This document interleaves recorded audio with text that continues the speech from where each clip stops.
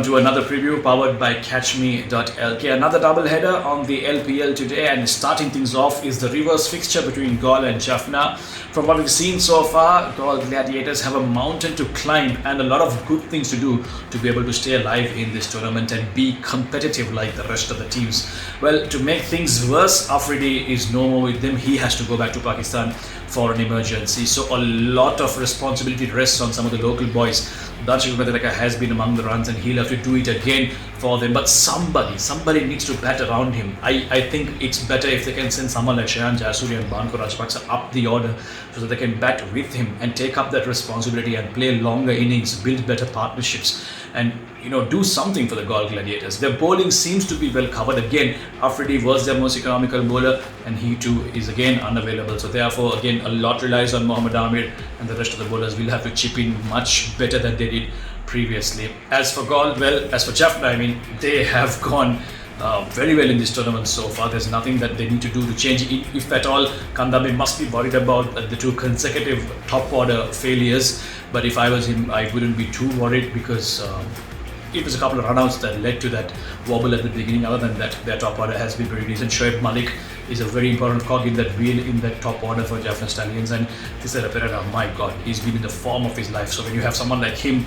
and Dhananjali Silva also batted so well, when those two are in the form that they are, and Avishka Fernando also scored a 90 in his first match of the tournament, I think they're looking very good. Even with their bowling, they've been easily one of the best bowling and fielding sides. They've got their plans set, their bowlers know what they want to do, they have their line and lengths intact, and their fielding has been really the best in the tournament so far. So really, this is probably a no-brainer unless Galle are able to do some magic on the field. I think it's pretty easy to call this one. Jaffna will run away with this one and stand strong on the top of the points table.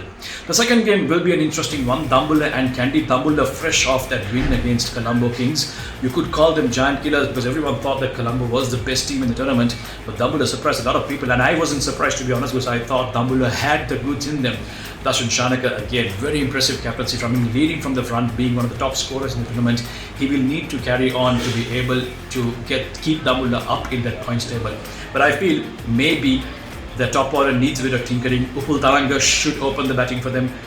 One down could be someone like Angelo Pereira, who prefers to get in first before having to come and go bang bang. So someone like him at number 3, and then Shanaka and Samit Patel can come and provide those finishing touches. So maybe a few changes they might want to do so that they don't get off to a bad start again. With the ball again, we saw how ruthless they were, and it seems like conditions will suit their spinners. Anwar Ali is a very good bowler. He knows how to extract that little bit of seam movement from the pitch, and the spinners came to the party last time. I'm sure they will again. Balendra Pushpakumar, one of the finest bowlers in domestic cricket, who will come to the party as well. So Dambulla have their bases covered.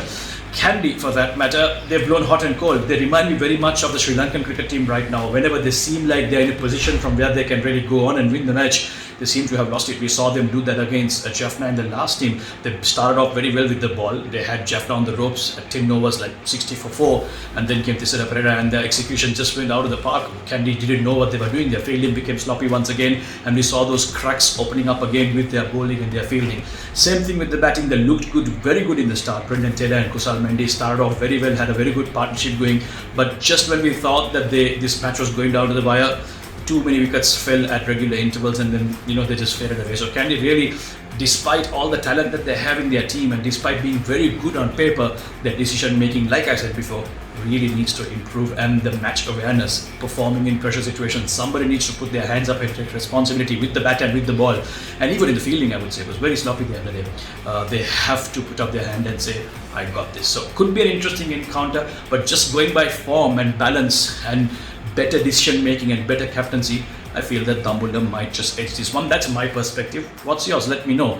I will see you later. I am Sam. This is my perspective.